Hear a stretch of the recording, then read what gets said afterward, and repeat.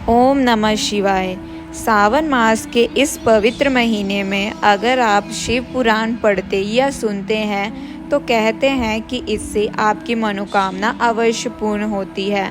आज हम पढ़ने वाले हैं शिव पुराण के श्री कोटि रुद्र संहिता का पहला अध्याय। द्वादश ज्योतिर्लिंग एवं उपलिंगों की महिमा।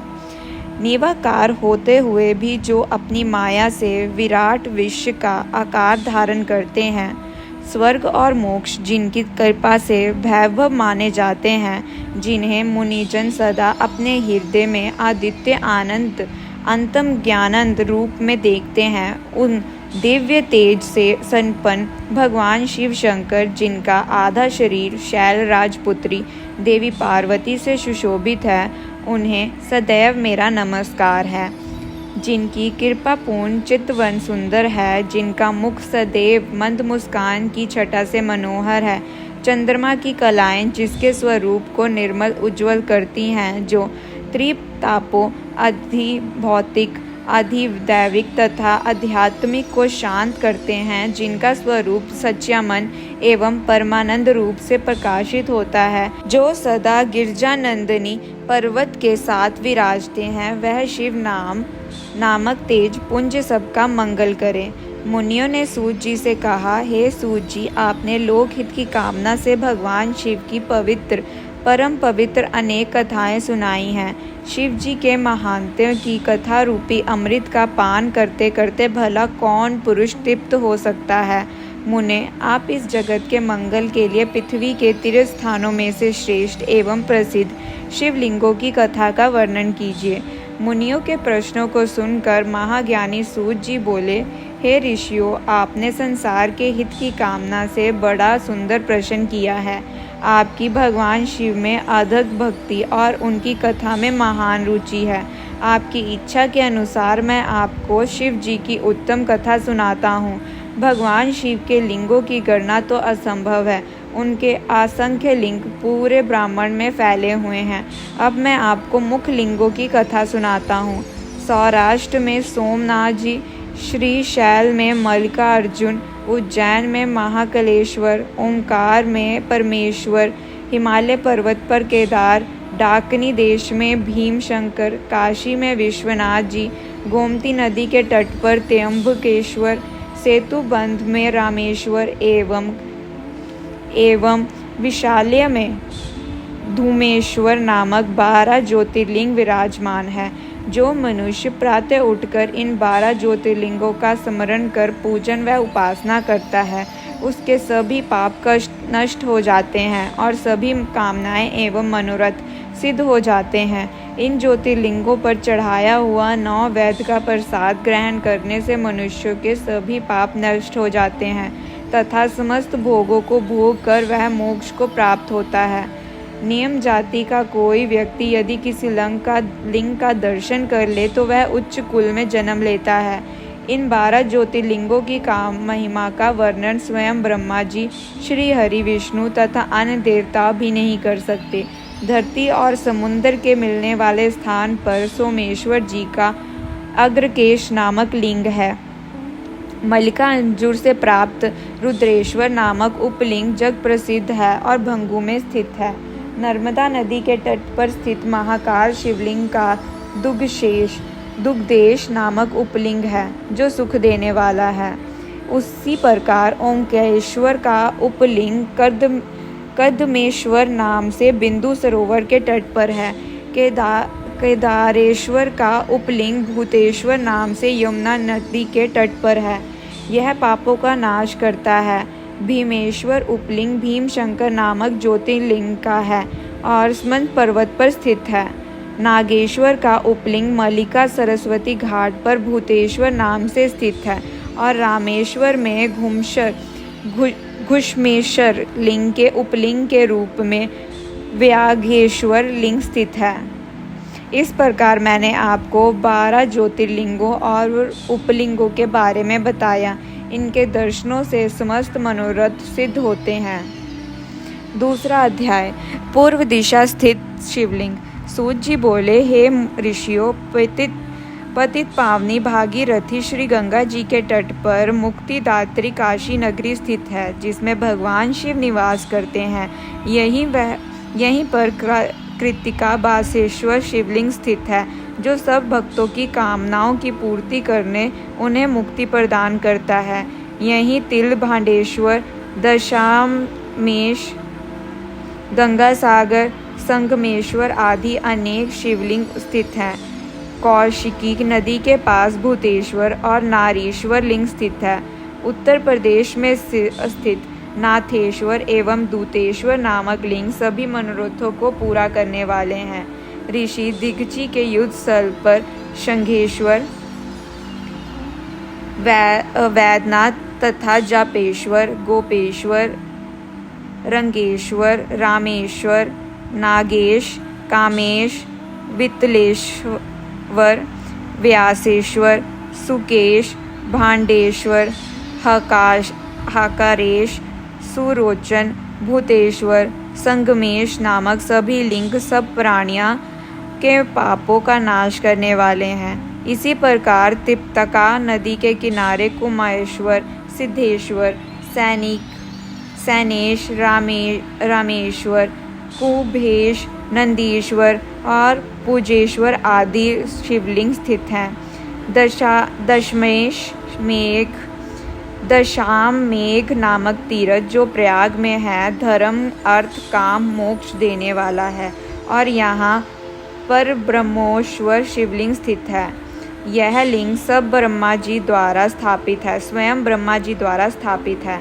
सामेश्वर, ब्रह्मतेजवर्धक, भारद्वेश्वर, शूलटकेश्वर एवं माधेश्वर लिंग यहीं स्थित है।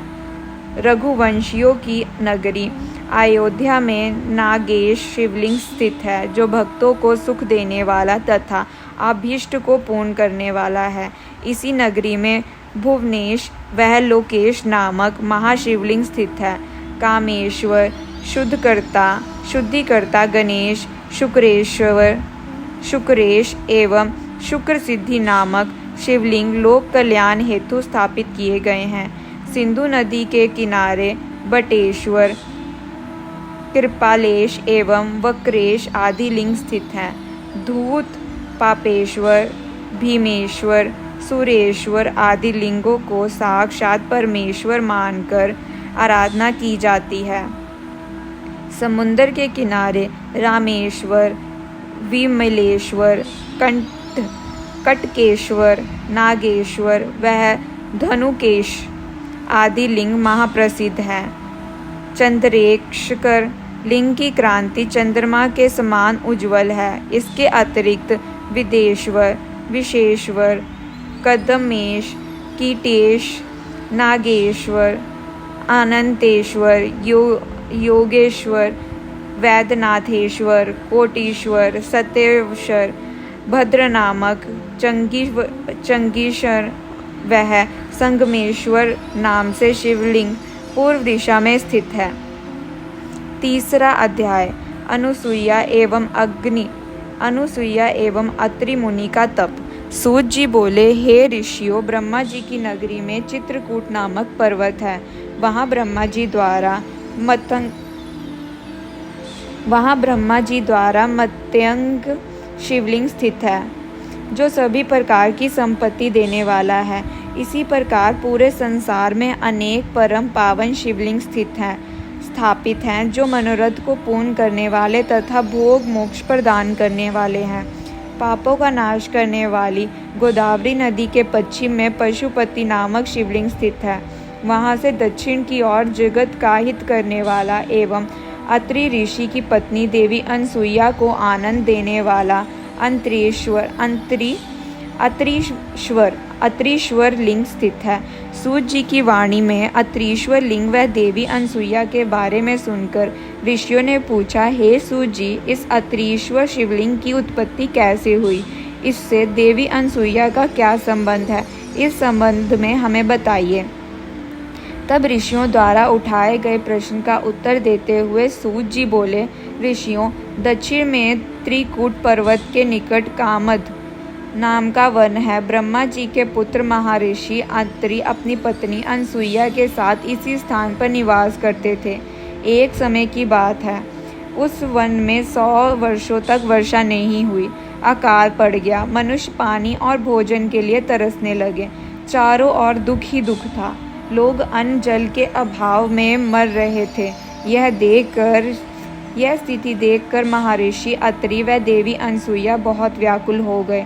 तब अनसुईया ने अपने पति से कहा, स्वामी, मैं इन प्राणियों को इस दुख की स्थिति में नहीं देख सकती। कुछ प्रयत्न कीजिए ताकि इनके दुख दूर हो जाएं और प्रसन्नता छा जाए। अपनी पत्नी देवी अनसुईया का निवेदन सुनकर महर्षि अत्रि पद्मासन में बैठ गए और भगवान शिव के चरणों का ध्यान करने लगे।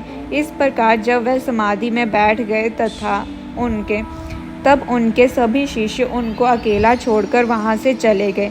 परंतु देवी अनसुईया अपने पति की सेवा में लगी रही। उन्होंने भगवान शिव की मूर्ति स्थापित की और फिर उनकी विधि पूर्वक पूजा अर्चना की। इस प्रकार वह भी शिव जी की आराधना में लीन हो गई। जब देवताओं का इनका ज्ञान हुआ तो वो अत्रि और अनसुईया के आश्रम में पधारे। उनके साथ गंगा नदी भी थी।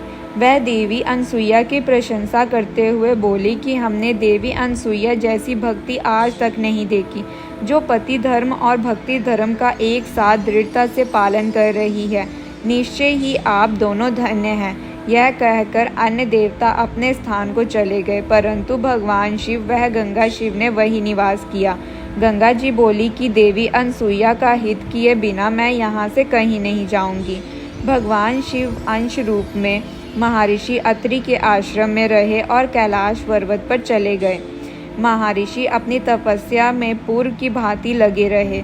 इस प्रकार अकाल पड़ते पड़ते 54 वर्ष बीत गए। देवी अनसुईया भी अपने वचनों को निभाती रही। पृथ्वी पर वर्षा से पूर्व मैं अन्य जल ग्रहण नहीं करूंगी। अनसुईया श्रद्धा भाव से शिव जी के चरणों में अपना ध्यान लगाती रही। चौथा अध्याय, अत्रीश्वर की महिमा वर्णन। सूत जी बोले, हे ऋषियों, तपस्या करते हुए महर्षि अत्रि को बहुत समय बीत गया था। एक दिन मुनि ने समाधि से जागकर अनसुईया से कहा, देवी, मुझे बहुत बड़ी जोर से प्यास लगी है। आप कहीं से जल लाकर मेरी प्यास शांत करो। अपने पति की आज्ञा का पालन करते हुए अनसुईया ने हाथ में कमंडल लिया और पानी लेने के लिए चल दी। सावधि अनसुईया पानी की तलाश में इधर उधर घूम रही थी। यह देखकर स्वयं गंगा जी ने देवी अनसुईया के सामने आकर बोली, देवी, आप इस समय कहाँ जा रही हैं? तब उनका ऐसा प्रश्न सुनकर देवी अनसुईया ने गंगा जी से पूछा, भगवती, आप कौन हैं? कहाँ से आ रही हैं? अनसुईया के प्रश्न का उत्तर देते हुए गंगा जी ने कहा, हे देवी, मैं गंगा हूँ और आपके पति व्रत धर्म और शिव पूजन से प्रसन्न होकर यहाँ आई हूँ। मैं आपकी कर्तव्य निष्ठा से बहुत प्रसन्न हूँ। मांगो, क्या मांगना चाहती हो? मैं अवश्य ही तुम्हारी इच्छित वस्तु तुम्हें प्रदान करूँगी। गंगा जी के ऐसे वचन सुनकर देवी अनसुईया ने हाथ जोड़कर विनम्रता से गंगा जी से कहा, हे माता, यदि आप मुझ पर प्रसन्न हैं तो कृपया कर मेरे इस कमंडल को जल से भर दें। मेरे पति प्यासे हैं, मैं उनकी प्यास बुझाना चाहती हूँ। तब देवी गंगा बोली, पति परायण, आप पृथ्वी में एक गड्ढा खोदिए, मैं यहाँ विराजमान हो जाऊंगी। तब तुम पानी से कमंडल भर लेना। गंगा जी के आदेशानुसार देवी अनसुईया ने गड्ढा खोद लिया। फिर गंगा जी उस गड्ढे में समा गई। वह गड्ढा जल से भर गया। यह दृश्य देखकर अनसुईया बहुत प्रसन्न हुई। उन्होंने अपना कमंडल जल से भर लिया और बोली, हे भगवती पतित पावनी गंगे, यदि आप मुझ पर प्रसन्न हैं तो कृपया करके इसी प्रकार इस गड्ढे में निवास कीजिए। जब तक मेरे पति यहाँ आकर आपके दर्शन ना कर ले, आप यहीं पर स्थित रहिए। यह कहकर अनसुईया जल से भरा कमंडल लेकर आश्रम में लौट आई। वहाँ आकर उन्होंने अपने पति अत्रि को जल पिलाया। उस मधुर शीतल जल को पीकर महर्षि तृप्त हो गए। जब उन्होंने अपने आसपास देखा तो उन्हें सूखे फल फूलहीन वृक्ष देखकर ज्ञात हो गया अभी तक वर्षा नहीं हुई है। तब उन्होंने आश्चर्यपूर्वक अपनी पत्नी से पूछा, देवी, जब अब तक वर्षा नहीं हुई तो यह शीतल जल कहाँ से आया? अपने पति के वचन सुनकर अनसुईया ने अपने पति से कहा, हमारी शिव आराधना वह आपकी तपस्या से प्रसन्न होकर स्वयं गंगा जी यहाँ पधारी हैं और हमारे आश्रम की शोभा बढ़ा रही हैं। यह बताकर अनसुईया अपने पति को साथ लेकर गंगा जी के पास गई। वहाँ महर्षि जी ने सपत्नीक श्री गंगा जी की स्तुति करना आरंभ कर दिया। तत्पश्चात गंगा स्नान करके संध्या वंदन किया। तब गंगा जी ने दोनों पति पत्नी से वहाँ से जाने की आज्ञा मांगी। तब महर्षि अत्रि बोले, हे पतित पावनी गंगा, यदि आप हम पर प्रसन्न हैं तो कृपया कर सदा के लिए इसी तपोवन में निवास करें। माता यहाँ विराज कर हमें कृतार्थ करें। अनसुईया और महर्षि अत्रि की प्रार्थना सुनकर श्री गंगा जी ने कहा, अनसुईये, यदि तुम 1 वर्ष तक की शिव पूजा और पति सेवा का फल मुझे दे दो तो मैं देवताओं और ऋषि मुनियों के हित के लिए यहाँ निवास करूँगी। तब जगत के कल्याण के लिए देवी अनसुईया ने 1 वर्ष की तपस्या का पुण्य गंगा जी को अर्पित कर दिया। यह देखकर त्रिलोकनाथ भगवान शिव तुरंत उस पार्थिवलिंग से प्रकट हो गए। शिवजी के साक्षात दर्शन पाकर पति बहुत प्रसन्न हुए और हाथ जोड़कर शिव जी की स्तुति करने लगे। यह देखकर शिवजी बोले, साध्वी अनसुईये, मैं आपके लोकहित के इस कर्म से बहुत प्रसन्न हूँ। मांगो, क्या मांगना चाहती हो, मैं तुम्हारी इच्छित वस्तु अवश्य प्रदान करूँगा। तब पति पत्नी ने भगवान शिव के दर्शन किए एवं उनका विधि विधान से पूजन किया। भगवान शिव के बार बार पूजने पर अनसुईया एवं महर्षि अत्रि बोले, हे कृपा निधान देवादिदेव भगवान शिव, यदि आप हम पर प्रसन्न हैं तो आप देवी पार्वती सहित यहीं निवास करें ताकि यहाँ वर्षा हो, अन्न उत्पन्न हो और सभी प्राणियों का कल्याण हो। तब उनकी बात सुनकर भगवान शिव बोले, हे अनसुईये और वह मुनि अत्रि, जैसा आप चाहते हैं वैसा ही होगा। यह कहकर भगवान शिव पार्थिव लिंग में समा गए और अत्रीश्वर नाम से प्रसिद्ध हो गए। पतित पावनी श्री गंगा जी भी मंदाकिनी नाम से विख्यात होकर उस कुंड में सदा के लिए स्थापित हो गई। फिर महर्षि अत्रि का वह आश्रम पुनः पहले की भांति हरा भरा हो गया। 5वां अध्याय, नंदकेश की महिमा वर्णन। सूत जी बोले, हे ऋषियों, कालंजर नामक पर्वत पर श्री नीलकंठेश्वर शिवलिंग स्थित है। यह भक्तों के लिए कल्याणकारी है। वहीं पर एक सुंदर कुंड है। जो मनुष्य उस कुंड में स्नान करता है उसके सभी पाप नष्ट हो जाते हैं और उसे मुक्ति मिल जाती है। रेवा नदी के किनारे असंख्य लिंग हैं जो अमोघ फल देने वाले हैं। इनकी महिमा अत्यंत है। मैं आपको भगवान शिव के लिंगों की महिमा के बारे में बताता हूँ।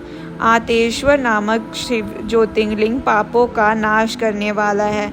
यहीं पर परमेश्वर वह सिद्धेश्वर नामक लिंग भी है। रेवा नदी के किनारे रामेश्वर, कुमारेश्वर, पुंडीश्वर, मंडलेश्वर एवं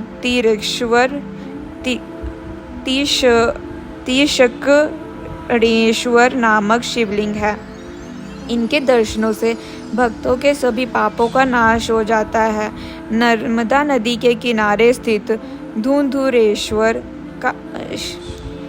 शालेश्वर, कुंभेश्वर, सोमेश्वर, नीलकंठेश्वर, मंगलेश्वर वह नंदेश्वर नामक शिवलिंग सभी कामनाओं को पूरा करने वाले तथा मुक्ति प्रदान करने वाले हैं। ऋषियों ने कहा, हे सूत जी, अब आप हम पर कृपा करके हमें नंदेश्वर लिंग की महिमा के बारे में बताइए। ऋषियों का अनुरोध मानकर सूत जी ने नंदकेश लिंग की महिमा के विषय में बताना शुरू किया। वह बोले, रेवा नदी के किनारे कणी नामक नगरी है। उस नगरी में एक ब्राह्मण अपनी पत्नी और 2 पुत्रों के साथ रहते थे। जब वह वृद्ध हो गए तब ब्राह्मण अपने परिवार को वहीं छोड़कर स्वयं शिव नगरी काशी चले गए। कुछ समय पश्चात वहां पर उनकी मृत्यु हो गई। जब ब्राह्मणी और उनके पुत्र को इनकी सूचना मिली तो उन्होंने काशी जाकर ब्राह्मण की अंत्येश्वर तथा अन्य संस्कार किए। तत्पश्चात वह वापस घर लौट आए। कुछ समय बाद ब्राह्मणी का भी अंत समय निकट आ गया। वह बीमार रहने लगी। तब उसने अपने पुत्रों को बुलाकर उन्हें अपनी अंतिम इच्छा बताई। ब्राह्मणी बोली, पुत्रों, मेरी मृत्यु के पश्चात मेरी अस्थियों को गंगा जी में प्रवाहित करना तथा मेरा पिंडदान एवं श्राद्ध काशी में ही करना। पुत्रों ने उनकी इच्छा पूरी करने का वचन दिया। जैसे ही बड़ा पुत्र सुवाद माता के लिए पानी लेने गया, उसने प्राण त्याग दिए। अपनी माता की आखिरी इच्छा पूर्ण करने हेतु सुवाद ने उनकी अस्थियों को काशी ले जाने का निश्चय किया। उसे 20 योजन का मार्ग तय करना था। रास्ते में ही रात घिर आई। तब सुवाद ने एक ब्राह्मण के यहाँ रात गुजारने का फैसला किया। उस ब्राह्मण के घर रुककर सुवाद भगवान शिव का पूजन करने के पश्चात वहीं पर विश्राम करने लगा। तभी वहां से उसे एक अद्भुत बात दिखाई दी। 6वां अध्याय, ब्राह्मणी की सद्गति व मुक्ति। सूत जी बोले, हे ऋषियों, जिस ब्राह्मण के घर में सुवाद ठहरा था वह सुबह शाम दोनों समय अपनी गायों का दूध निकाला करता था। आज भी उसने अपनी स्त्री से कहा कि बर्तन दे दो, मैं दूध निकाल लाता हूँ। तब उसकी पत्नी ने दूध का पात्र दे दिया और बछड़े को खोलकर गाय के पास भेज दिया। परंतु बछड़े ने जैसे ही थोड़ा सा दूध पिया, उसे तुरंत गाय के पास से हटा दिया गया। माँ के पास से हटा देने पर बछड़ा उछलने लगा, जिससे ब्राह्मण के पैर में ठोकर लग गई। क्रोधित होकर ब्राह्मण ने बछड़े को बहुत पीटा और गाय का दूध निकाल लिया। गाय दुखी होकर रोने लगी कि अपने बच्चे को दूध भी नहीं पिला सकती। मैं अपने बच्चे को पीटती हुई देखती रही, परंतु उसकी कोई मदद ना कर सकी। तब बछड़ा अपनी माता को समझाने लगा कि माता, तुम धैर्य रखो, जो जैसा करता है वह उसी का फल भी भोगता है। अपने बछड़े की ज्ञान भरी बातें सुनकर गाय बोली, मैं जानती हूँ कि तुम सही कह रहे हो, परंतु अपने पुत्र की दुर्दशा मुझसे देखी नहीं जाती। मुझे उस ब्राह्मण को दंड देना ही होगा, क्योंकि यदि मैं कुछ नहीं करूँगी तो यह सब बार बार होगा। तब बछड़ा अपनी माता से बोला, माँ, यदि आप ब्राह्मण को मारेंगी तो आपको ब्रह्म हत्या का पाप लगेगा। अपने पुत्र की ऐसी बातें सुनकर गाय ने कहा, पुत्र, तुम ठीक कह रहे हो, परंतु गाय को सताने का दंड ब्राह्मण को अवश्य मिलना चाहिए। बाकी रही ब्रह्म हत्या, उसके पाप को मिटाने का मैं उपाय जानती हूँ। यह कहकर गाय चुप हो गई। गाय और बछड़े की यह बातें सुवाद ने सुन ली। यह सब सुनकर उसने सोचा, मैं अपनी माँ की अस्थियाँ लेकर काशी जा रहा हूँ, परंतु मैं ये भी देखना चाहता हूँ कि गाय ब्रह्म हत्या के पाप से कैसे मुक्त होती है और अपना बदला कैसे लेती है। प्रातःकाल होने पर सुवाद वहाँ पर दृश्य देखने लगा। उस दिन ब्राह्मण ने अपने पुत्र से दूध निकालने के लिए कहा। उसके पुत्र ने भी गाय के बछड़े को पीटना शुरू कर दिया, जिससे गाय को क्रोध आ गया। उसने अपने सींगों का प्रहार लड़के की बगल में कर दिया। यह देखकर ब्राह्मण और ब्राह्मणी दोनों दौड़ते हुए अपने पुत्र के पास आए, परंतु कुछ ही देर में उनके पुत्र के प्राण पखेरु उड़ गए थे। तब हाहाकार मच गया, सब रोने लगे। ब्राह्मण ने पीट कर गाय और उसके बछड़े को घर से निकाल दिया। ब्रह्म हत्या की दोषी उस गाय का रंग सफ़ेद से काला पड़ गया। जैसे ही गाय और बछड़ा घर से निकले, वह पार्थिक सुवाद भी उनके पीछे पीछे चल पड़ा। वह देखना चाहता था कि गाय क्या करती है और कहाँ जाती है। चलते चलते वह नर्मदा नदी के किनारे पहुंची, जहाँ पर पहले से ही नंदेश्वर महादेव विराजमान थे। गाय ने नर्मदा नदी में 3 गोते लगाए तो उसका काला रंग पुनः सफ़ेद हो गया। यह देखकर सुवाद को बड़ा आश्चर्य हुआ। गाय वहाँ से निकलकर कहीं अन्य चली गई। तब नर्मदा को प्रणाम कर ब्राह्मणी पुत्र सुवाद ने भी नदी में स्नान किया।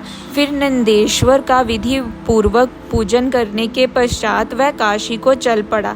रास्ते में सुवाद को एक युवती दिखाई दी, जिसने सुंदर वस्त्र एवं अलंकार धारण किए हुए थे। उसने सुवाद से पूछा, ब्राह्मण देवता, आप इस प्रकार प्रसन्न होकर कहाँ से आ रहे हैं और कहाँ जा रहे हैं? तब सुवाद ने उस युवती को सारी बातें बता दी और कहा कि मैं अपनी माता की आज्ञा को पूर्ण करने हेतु उनकी अस्थियां काशी ले जा रहा हूँ।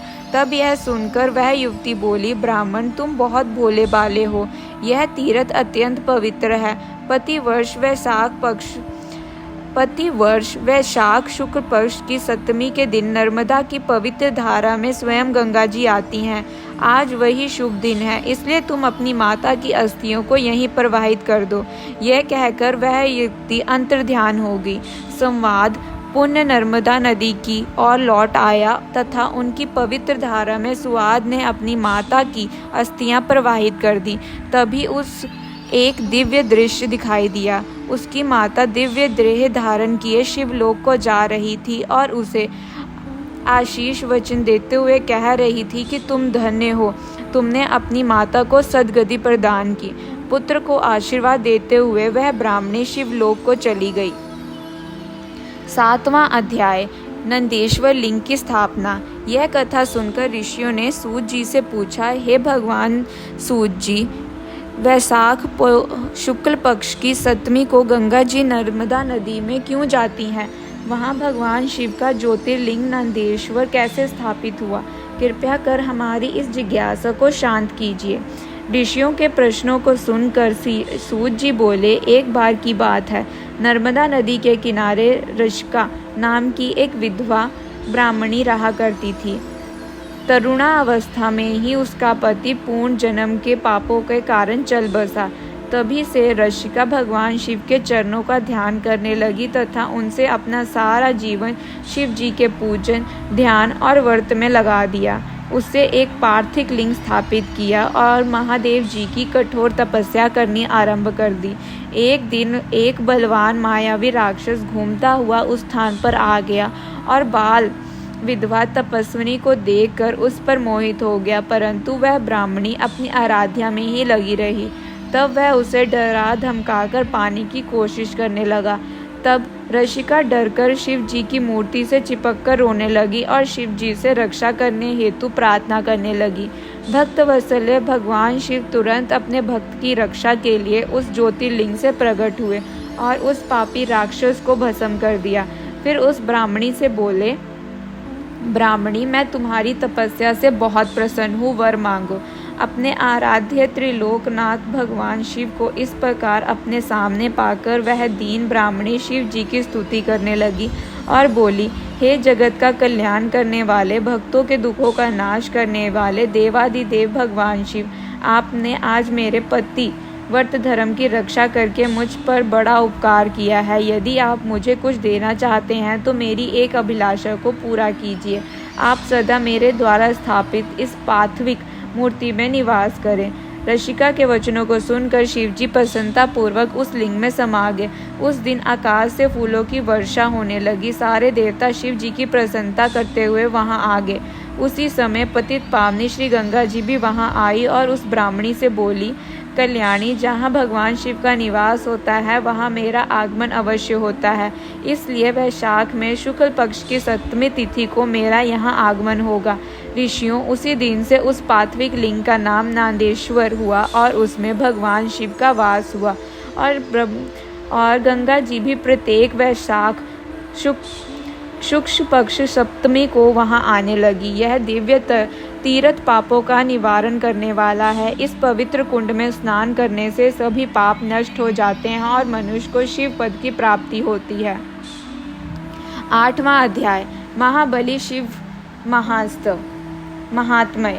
सूत जी बोले, हे ऋषियों, पश्चिम दिशा में कपिला नामक नगरी में कालेश्वर नामक शिवलिंग है, जिसके दर्शन से सभी पापों से मुक्ति मिल जाती है। पश्चिमी समंदर पर सिंधेश्वर शिवलिंग है, जो सभी कामनाओं को पूरा करने वाला है।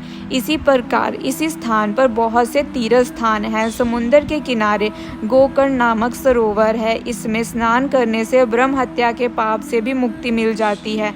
जो महाबली गोकर्ण सातों रसातल एवं गुफाओं का भ्रमण करते हैं और सदैव शिव जी का पूजन करते हैं, वह शिव रूप को प्राप्त होते हैं। इसी गोकर्ण तीर्थ में जाकर सभी नक्षत्र शिव स्वरूप हो जाते हैं। ब्रह्मा, विष्णु, इंद्र, विश्वदेव, मरुधम गण, वासु, सूर्य, अश्विनी कुमार, चंद्रमा एवं नक्षत्र इनके पूर्व की ओर भ्रमण करते हैं। चित्रगुप्त, अग्नि और पित्त इनकी दक्षिण दिशा में दक्षिण दिशा से दर्शन और भ्रमण करते हैं। वरुण देव गंगा, सिंधु और नर्मदा आदि नदियों के साथ पश्चिम की ओर इनका दर्शन व भ्रमण करते हैं। चंडिका, भद्रकाली, भवानी एवं भूत पिशाच इनका दर्शन उत्तर दिशा की ओर से करते हैं। सब देवता, पितृ, गंधर्व, चारण, सिद्ध, विद्याधर की पुरुष, गुहा, खग, बैताल, बलि, दीति के दैत्य पुत्र, मणिगढ़ एवं सर्प अपनी इच्छा की पूर्ति एवं कामनाओं की सिद्धि के लिए देवादिदेव महादेव जी के दर्शन करते हैं। यहाँ स्थापित भगवान सदाशिव की मूर्ति साक्षात मोक्ष प्रदान करने वाली है। माघ माह के कृष्ण पक्ष की चतुर्थी पर महाबल सदाशिव का पुण्य पूजन आराधन किया जाता है। इस परम पवित्र प्रतिमा के पूजन से एक चंडालिनी भी अपने पापों से मुक्त हो गई थी और उसे अंत में परम पवित्र शिवलोक की प्राप्ति हुई। 9वां अध्याय, चंडालिनी की मुक्ति। सूत जी बोले, हे ऋषियों, अब मैं आपको उस चंडालिनी की कथा सुनाता हूँ। वह चंडालिनी पूर्व जन्म में एक ब्राह्मण कन्या थी। विवाह योग होने पर उसके पिता ने उसका विवाह एक ब्राह्मण युवक से कर दिया। विवाह होने के पश्चात वह भोग विलास में डूब गई। विलास के कारण उसका पति बीमार होकर मृत्यु को प्राप्त हो गया, परंतु उसकी भोग की लालसा पूर्वक ही रही। अब वह स्वतंत्र थी। अपनी इच्छाओं को पूरा करने हेतु वह वेश्या बन गई। तब उसके परिवार वालों ने उसे घर से निकाल दिया और उसे जंगल में छोड़ आए। वहाँ जंगल में भटकते हुए एक दिन वह शूद्र के घर जा पहुंची। इस प्रकार एक युवती को सामने पाकर वह शूद्र उसे पाने की इच्छा करने लगा। तब वह उसके साथ वहीं रहने लगी। उस शूद्र के साथ रहते हुए उसने मांस, मदिरा तथा अभक्ष्य वस्तुएं खानी शुरू कर दी। एक दिन वह शूद्र किसी कार्य से बाहर गया था। तब उसे बड़ी जोर से भूख लगी। अपनी भूख शांत करने के लिए उसने अपनी तलवार से आंगन में बंधे बछड़े को काट डाला और उसका मांस खा लिया। इस प्रकार उसने अपने जीवन में सब प्रकार के पाप किए तथा मृत्यु काल आने पर मृत्यु को प्राप्त होगी। यमराज उसे नरक ले गया और वहां उसने नरक की यातनाएं भोगी। अगले जन्म में उसका जन्म एक शूद्र चंडाल के घर हुआ। वह अंधी जन्मी थी और अपने पूर्व जन्मों के पापों के कारण कोढ़ी हो गई थी। उसके आसपास कोई नहीं फटकता था। एक बार उसने कुछ लोगों को सदाशिव के गुणों का गान करते हुए सुना। वह कह रहे थे कि माघ कृष्ण पक्ष की चतुर्थी को भगवान शिव के दर्शन करने से जन्म जन्मांतरों के पाप धुल जाते हैं और मोक्ष की प्राप्ति होती है। तब कल्याणकारी भगवान शिव के दर्शनों की अभिलाषा मन में लिए वह चंडालिनी गोकर्ण क्षेत्र की ओर चल दी। माघ कृष्ण पक्ष की चतुर्दशी से एक दिन पूर्व वह चंडालिनी गोकर्ण जा पहुंची और भूख प्यास से व्याकुल होकर भीख मांगने लगी। जब वह एक बनिए के दरवाजे पर भीख मांग रही थी तो बनिए ने उसकी झोली में बैल के गन्ने की मंजरी डाल दी। जब उस भिखारी ने उसे छू कर देखा तब उस मंजरी को उठाकर फेंक दिया। सौभाग्यवश वह मंजरी शिवलिंग पर जा गिरी। उस चंडालिनी के सारे पाप उस मंजरी के शिवलिंग पर चढ़ते ही नष्ट हो गए। अगले दिन चतुर्दशी पर उसने कुछ न खाया और इस प्रकार उसका निराहार व्रत हो गया। भूख के मारे पूरी रात जागी, इसलिए जागरण का फल भी उसे मिल गया। भगवान शिव अपने भक्तों पर सदा अपनी कृपा दृष्टि रखते हैं। उन्होंने उस गरीब चंडालिनी के पापों को नष्ट कर दिया और उसकी इच्छा से उसकी मृत्यु हो गई। उसे शिवलोक ले जाने के लिए विमान आ गया और उस दिव्य विमान से वह सदा के लिए सद्गति पाकर शिवलोक को चली गई। हे ऋषियों, इस प्रकार अज्ञान व भूलवश किया गया भगवान शिव का दर्शन वह पूजन भी भगवान शिव को प्रसन्न करता है और भक्तों को मोक्ष प्रदान करता है। 10वां अध्याय, लोकहितकारी शिव महामत्य दर्शन। सूत जी बोले, हे ऋषियों, ईक्ष्वाकु वंश में एक बड़ा पुण्य आत्मा राजा हुआ जिसका नाम मित्रसेन तथा उसकी पत्नी का नाम दमयंती था। वह अति पतिव्रता व धर्मपरायण स्त्री थी। एक दिन राजा शिकार खेलने वन को गए। वहां उन्होंने कुमट नामक दैत्य को एक महात्मा को परेशान करते देखा। उन महात्मा के कष्टों को दूर करने के लिए उन्होंने उस राक्षस को मार डाला तत्पश्चात वापस आकर अपना राजकाज देखने लगे। उधर उस दानव के छोटे भाई कपट ने राजा से बदला लेने के लिए रसोइये का वेश बनाया और राजमहल में नौकरी करने लगा। एक दिन गुरु जयंती के अवसर पर राजा मित्रसह ने अपने गुरु वशिष्ठ को भोजन के लिए आमंत्रण किया। गुरुदेव राजा के घर पधारे। उस कपटी राक्षस ने राजा से बदला लेने के लिए खाने में मांस मिला दिया और वह भोजन वशिष्ठ जी को परोस दिया गया, परंतु गुरु वशिष्ठ ने भोजन करने से पूर्व ही जान लिया कि इस भोजन में मांस है। यह देखकर मुनि को राजा पर क्रोध आ गया और उन्होंने राजा को सदैव के लिए राक्षस बन जाने का श्राप दे दिया। श्राप सुनकर राजा रोग ने गिड़गिड़ाने लगा और बोला, मुनीश्वर मुझे क्षमा कर दें, यह अपराध मैंने नहीं किया है। राजा के वचनों को सुनकर विशिष्ट मुनि सोच में डूब गए। तब उन्होंने अपनी दिव्य दृष्टि से जान लिया कि अपराध रसोइये का है, जो कि वास्तव में एक राक्षस है। तब वह राजा से बोले, राजन, तुम्हारा रसोइया एक कपटी राक्षस है, उसी ने जानबूझकर भोजन में मांस परोसा है। मैं अपना श्राप वापस तो नहीं ले सकता, परंतु इसका असर कम कर सकता हूँ। तू 12 वर्षों तक राक्षस रहेगा। यह सुनकर मुनि विशिष्ट वहाँ से चले गए। उस शाप के कारण राजा राक्षस बन गया और वनों में भटकने लगा। वह जीवों को मारकर खाता था। एक दिन वह भूखा भटक रहा था। तभी उसने एक आश्रम में किशोर अवस्था के युवक को मुनि रूप में तपस्या करते देखा और उसे खाने के लिए दौड़ा। मुनि की पत्नी ने देख लिया कि वह राक्षस उसके पति को खाना चाहता है। उस ऋषि पत्नी ने राक्षस से प्रार्थना की कि मेरे पति को छोड़ दे, परंतु उसने मुनि को अपना आहार बना ही लिया। मुनि पत्नी शोक में डूब गई और उस राक्षस को श्राप देते हुए बोली, अरे दुष्ट राक्षस, तुम मेरे पति को मार डाला। मैं तुझे श्राप देती हूँ, जब तू किसी स्त्री पर मोहित होकर उसके साथ विवाह करेगा, उसी समय तेरी मृत्यु हो जाएगी। इस प्रकार राक्षस को श्राप देकर वह सती हो गई। 12 वर्ष बीत जाने पर राजा को अपना शरीर वापस मिल गया। उसने जाकर अपनी रानी को श्राप के बारे में बताया। यह जानकर रानी राजा को अपने पास नहीं आने देती थी, परंतु उन दोनों की संतान न होने के कारण दोनों बहुत दुखी थे। एक दिन दुखी राजा वन में चला गया, परंतु ब्रह्म हत्या के पाप ने उसका पीछा नहीं छोड़ा। तब राजा व्याकुल होकर गौतम ऋषि की शरण में चला गया। राजा ने उन्हें सारा वृत्तांत सुनाया। तब गौतम ऋषि बोले, हे राजन, पश्चिम दिशा में जाओ, वहाँ गोकर्ण नामक तीर्थ है, जहाँ महाबल नामक ज्योतिर्लिंग है। उस कुंड में स्नान करके देवादिदेव महादेव जी का पूजन अर्चन करने से सभी पाप नष्ट हो जाते हैं। इसलिए तुम वहां जाकर शिव जी की आराधना करो, तभी तुम्हें ब्रह्म हत्या के पाप से मुक्ति मिलेगी। गौतम ऋषि के वचन सुनकर राजा प्रसन्न हुआ और उसने आज्ञा लेकर गोकर्ण तीर्थ को चला गया। वहाँ उसने कुंड में स्नान करके भगवान शिव का पूजन और आराधना आरंभ कर दी, जिसके फलस्वरूप राजा को ब्रह्म हत्या के पाप से मुक्ति मिल गई।